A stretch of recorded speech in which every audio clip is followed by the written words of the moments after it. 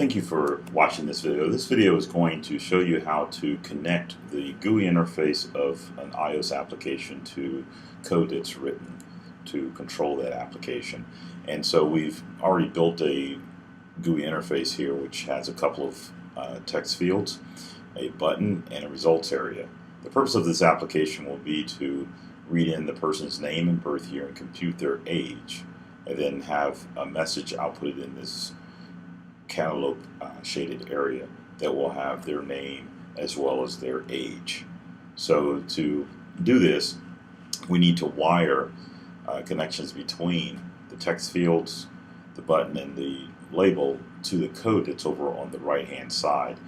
This code is the view controller class, which is going to be the class that's associated with this view controller that we see on the left hand side. So to do this, we're going to hold down the control key and then drag from the first text field over into our class, and it's going to be an outlet which we will call name field. When we click connect, Xcode will insert code for us, and we can check that it is connected to the proper GUI object. We're then going to do the same thing with the birth year. We'll call this year field, and also want to build a connection between this label and my code, and I'm going to call this the results area. These first three GUI objects are all outlets, and so we'll see the prefix IB outlet on the definitions, and their data types are associated here. So we have the UI text field data type for the name field, year field, and the UI label data type for the results area. Next, we'll do the button. The button is not going to be an outlet, it's going to be an action, which means it needs to connect to a function.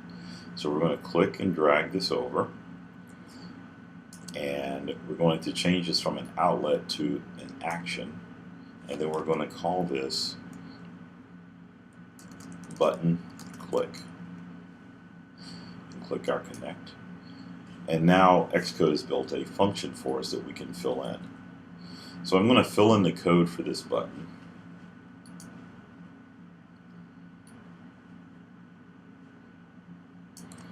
And the purpose of this code will be to extract the name from the name field using namefield.text, extract the year from the year field using yearfield.text, converting it into an integer and storing that into local variables name and year and birth year. We're then able to compute what the current year is by collaborating with NSDate and NSCalendar to obtain the components of the current year, of the current date, and then we're able to get the year from that and store that in a variable called year. Finally, we can do the subtraction between the current year, the birth year, and compute the person's age. We then have a results area string that we construct here, and this string will contain the words hello, concatenated with the person's name and their age. Notice that we've had to convert the age from an integer to a string in this step here.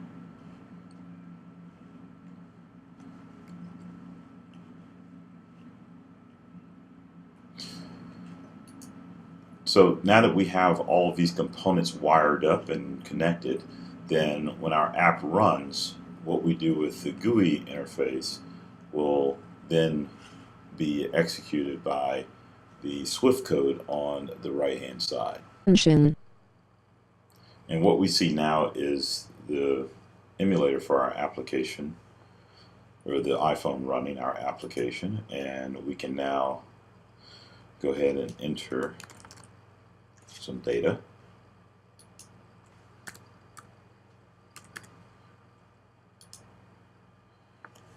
And now we see that we have a completely running application.